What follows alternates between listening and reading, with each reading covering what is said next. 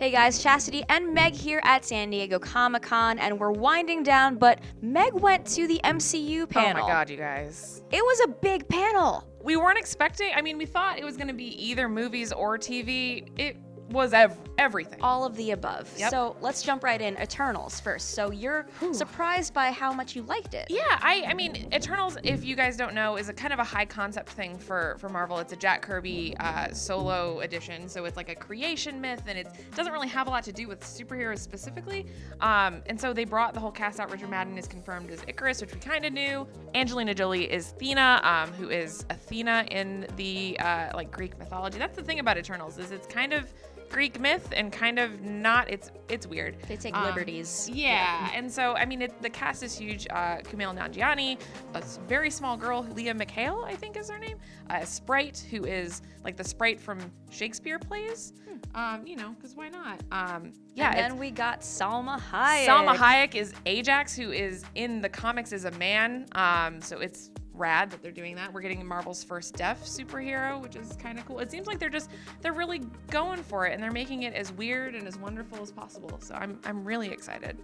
Then we started talking about some TV shows coming to Disney Plus, starting with Falcon and Winter Soldier. Yes, and this is probably, I am a huge Bucky Barnes fan, so this is like the closest to my heart that they can possibly hit. So we've got some vague confirmation. They showed like a split second that teased Sam in the Cap costume, which not enough to actually notice anything. How's the reaction? Oh, people went nuts.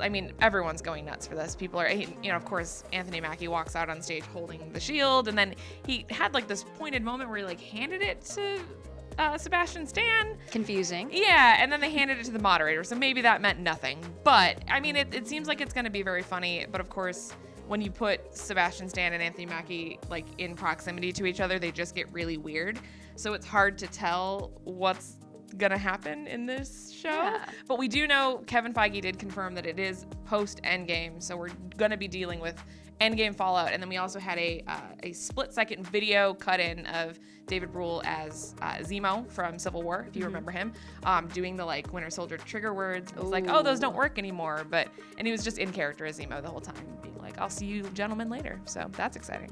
Then we got another movie, Shang-Chi and the Legend of the Ten Rings, and they just cast the main character, so it's Simu Liu. Yes, literally he walked on stage, he did his whole intro in Chinese, which was very, very cool, and then he switched to English and admitted that he had literally just been cast less than a week ago. That's crazy. So, Can you imagine getting cast in an MCU movie and then just showing up to Hall H in front of all of those people?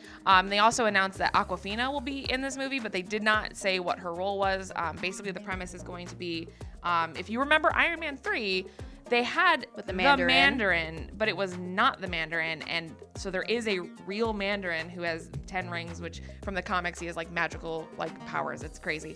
But he exists in the MCU, and he is pissed that there was an imposter. They teased briefly that they've been seeding this all through, even things that barely anyone noticed. There's a 10 rings iconography mention in Ant-Man and the Wasp, and things it's just been kind of peppered around the MCU since Iron Man 1. So this is going to be something that is gonna blow the doors off of a lot of Marvel history. Another Disney Plus show, we've got WandaVision, and supposedly it takes place after Endgame. How is that possible? Yeah, so everything to do, the key word with WandaVision is weird, and that got mentioned a million times. So it's the logo is a neon writing in a retro TV set, and the theme song was very I Love Lucy-ish. Interesting. And so it's set after Endgame somehow, and even Paul Bettany got on stage and he seemed confused. Yeah, the moderator literally asked him what's going on, and he's I have no idea. I've never been this confused in front of so many people. Hello, everybody. Yeah, so we're not too far in the dark because everybody's in the dark, so who knows. They also confirmed that Monica Rambeau, the little girl from Captain Marvel, will be an adult. In WandaVision for some reason. I don't know when this takes place. No, yeah. And so apparently it's modern. She's grown up. Okay. So I don't know what part she's going to have in this. I don't know if she's going to be Photon like she is in the comics or what, but she's in it. Cool. Next, another show, Loki, of course. And we were right about this when we called it, because we said in our review for Endgame that this whole, like, when he gets the Tesseract and disappears, it turns into what will be the timeline for this TV show. So if you don't remember back in Endgame, he, in the past, during Avengers 1, when they travel back in time, he kind of surreptitiously picks up the Tesseract and then blips out of existence because it's the Space Stone and you can do that. So Tom Hiddleston basically just came out and confirmed that it will be that Loki using the Tesseract. So this is, again, I cannot stress this enough. This is not fun, cute Ragnarok Loki. This is Avengers Loki, who, as Tom Hiddleston pointed out, the last thing he remembers is being pummeled by the Hulk. So he's in a bad mood. He's in a very bad place. And I mean, the only thing they showed for us there was a logo, and the logo, interestingly enough, not a great logo. It was just all of the letters kept changing fonts. And that was it. So, I mean, it's going to be something weird, and he's going to be hopscotching around space, I guess. And then we have Doctor Strange 2 in the Multiverse of Madness. Keyword, multiverse. Yes. It's happening. So, spoilers for Far From Home if you haven't seen it already. So, we kind of learned in Far From Home that Mysterio's whole thing about the multiverse was total BS. Like, he was making it up.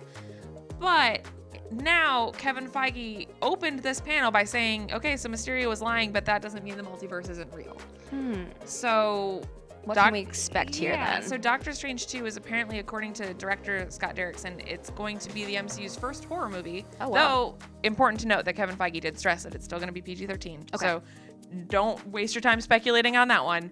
Light horror. Yes. So it's going to be a scary movie about Doctor Strange getting thrown into the multiverse that we didn't think existed. Yeah, I'm ready to see other versions of the other characters. Yeah, so I think, and I mean, they also confirmed that Scarlet Witch will take part in this movie. So you will see Elizabeth Olsen reprising Wanda Maximoff here, and importantly, it will follow the events of WandaVision. So whatever happens in WandaVision, it's all connected. Right. It's going to influence and play out in Doctor Strange 2. Then in summer 2021, we have What If, the first animated series from Marvel Studios. So what did we learn here? So, I mean, we kind of already knew everything they told us about this one. It's going to be an animated show that is going to take moments from the MCU and then kind of do a what if spin. If you're not familiar with the what if comics, they're basically like alternate reality takes on like critical moments. And so it's all going to be through the eyes. This is something we did learn. Jeffrey Wright of Westworld fame is going to be voicing the Watcher.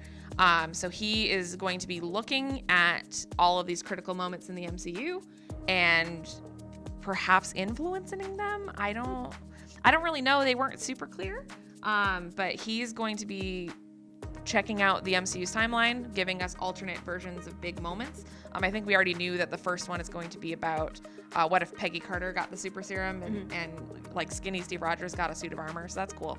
Yeah, so that'll be interesting. And they've gotten virtually everyone to reprise their roles as the voice cast. So that's really cool. All right, guys, hold on to your butts. Hawkeye's next, coming to Disney Plus. So Jeremy Renner just walked through the crowd. Yeah, it was chaos. It was wild. I mean, I don't really know why he did it, but it was the first time. I mean, Feige was like, we haven't talked about any of the original Avengers, and then Renner came out. Everyone's favorite. Sorry, Did everyone cheer though? Oh yeah. I mean, it's Hollywood, of course. Everybody cheered. Yeah. But we got not a trailer or a teaser, but kind of like an extended animatic title card, I guess. And it confirmed, not only did it confirm that Kate Bishop will be kind of the focus of it, Jeremy Renner also kind of confirmed that it's going to be about him shepherding Kate Bishop.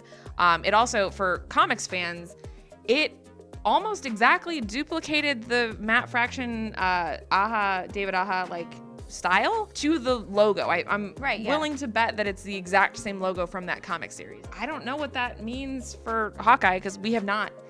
Jeremy Renner's Hawkeye is very, very different from Matt Fraction's Hawkeye, so we'll see.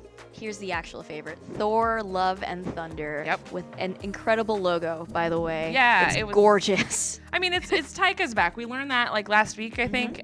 So we got more information about Thor: Love and Thunder. With the big surprise that Natalie Portman is back as Jane Foster. Jane Foster Thor, though, like Jane Foster with a hammer, who if you read comics, it's in the last like couple years, that's been a major plot point in Thor comics, has been Thor becoming unworthy and Jane becoming worthy, and it's a whole situation. Wow. So yeah, Natalie Portman's back. So is... And she's gonna be Thor. Yeah, and she's gonna be Thor, and Tessa Thompson is back, and she's King of Asgard looking for a queen. I'm super excited about that. I don't know what to expect. I don't know if it's going to be... I expect a lot of laughs. Yeah, it's going to be very funny, I'm sure. I don't know if it's going to have something to do with the multiverse that Doctor Strange comes up with, because how many Mjolnirs are in the MCU? Right. I don't know. All right, but sooner, May 1st, 2020, we've got Black Widow. So that is confirmed. Yes, and so it didn't have... We got a full trailer for Black Widow that I don't know if they're going to release it anytime soon or not. But no fancy subtitle on this one. It's just Black Widow. But we got confirmation that Florence Pugh is going to be Yelena Belova. Nice. The other Black Widow, David Harbour, who is sadly not playing the Thing, which I know people were kind of like thinking that was going to happen. He's going to be playing Alexei, who is he made a very interesting comment about Captain America. And if you know comics history, Alexei has a World War II past. So that's potentially exciting. I don't know. I'm excited about that. So Rachel Weisz is in it. Rachel Weisz is around. It looks, I mean, I can't tell when it's set. They did not address whether or not... They have said before that it's origin right. It seems flashbacks. Origin-y, but it's also, they showed the trailer and it's Natasha with her Endgame look, like the French braid and everything, but minus the blonde. Okay. So I don't know, and Hawkeye and Black Widow fans will be excited that it starts out in Budapest, so like that kind of, the often discussed Budapest. So it's gonna be something with that. It's gonna be something with her and Yelena. I don't know what else to make of it. The trailer opened up with a really brutal fight scene between Yelena and Natasha, like some serious fight scene stuff. So it seems like it's going to be pretty cool. Also, Taskmaster is going to be in it, apparently.